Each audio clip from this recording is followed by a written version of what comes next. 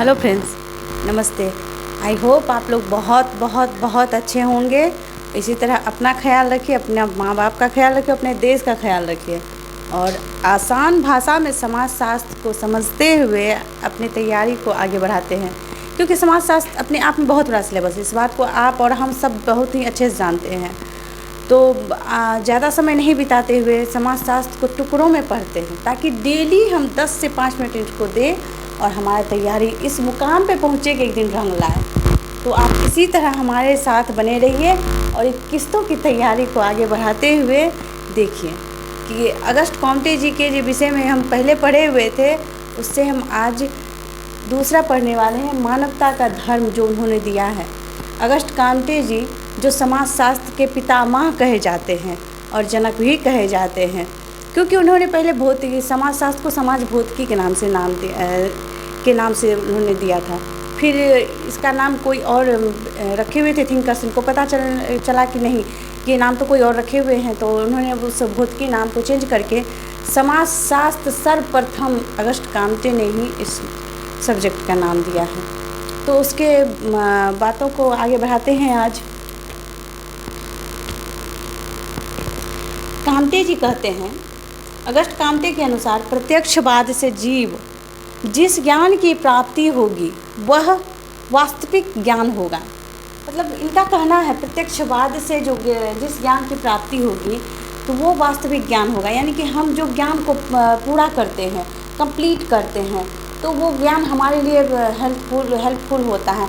आधा अधूरा ज्ञान हमारे लिए हार्मफुल हो जाता है, क्योंकि अगर हमारे पास थोड़ा ज्ञान रहता है तो वो नुकसानदेह होता है। हम लोग कहते हैं ना, अजल गगरी छलकल जात, मतलब जो भी ज्ञान है उसको अगर संपूर्णता से नहीं लेंगे तो हमारे समाज का या हमारा विकास कभी नहीं हो पाएगा। यही अगस्त कॉम्टे जी का कहना है। उसी ज्ञान से संपूर्ण मानवता का भला होगा। जो हमारा संपूर्ण ज्ञान होगा वो और प्रत्यक्षवाद में जो संपूर्ण ज्ञान होगा, उसी ज्ञान से मानवता और समाज का कल्याण होगा। इसी प्रत्यक्षवाद केवल एक विज्ञान ही नहीं अपितु मानवता धर्म है। जिस प्रकार धर्म का उद्देश्य मानव कल्याण है, उसी प्रकार प्रत्यक्षवाद भी मानव कल्याण का आधारभूत कारक है। प्रत्यक्षवाद का एक ही कारण है, मानवता का कल्याण, धर्म का कल्याण, उनका जो है आगे बढ़ाने का काम जो है ये उसी तरह जो है मानव कल्याण। इसके बाद एक उनके पास दिमाग में बात आता है, जब औद्योगिकरण हो रहा होता है ना, तो मानव में एक बात के दिमाग में आता है, जो कुछ उल्टा कुछ भी अलग सोचने लगते हैं, अपना कल्याण या मानवता का कल्याण, समाज के कल्याण से हट के कुछ वो गलत दिशा में जाने लगते हैं। तो कॉम्टे जी कहते हैं कि अपने दिमाग को शुद्ध करो। दिमाग की शुद्धिकरण बहुत ज़रूरी है मानवता के कल्याण के लिए, जिसमें दिमाग में भ्रामक व्यापक से बचाव के लिए, मतलब कुछ भी भ्रामक चीज़ को दिमाग में मत आने दो, तभी मानवता और समाज का कल्याण हो पाएगा।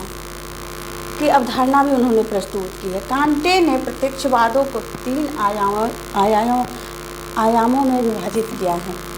अगस्त कॉम्टे जी प्रत्यक्षवाद को 3 आयामों में विभक्त किए हैं। उनका प्रथम आयाम है विज्ञान का दर्शन। विज्ञान को हम किस प्रकार देख पाते हैं, उस चीज़ को ये दर्शाते हैं कि सुधार के लिए अपने प्रयासों पर विश्वास करें।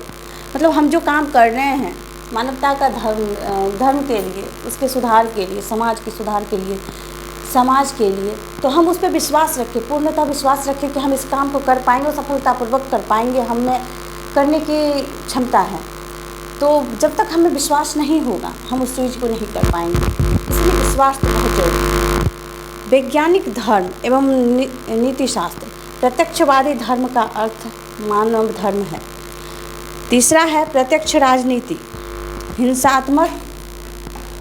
हिंसात्मक प्रणालियों का बहिष्कार करना। प्रत्यक्ष राजनीति का अर्थ है कि जो भी गलत तरीके से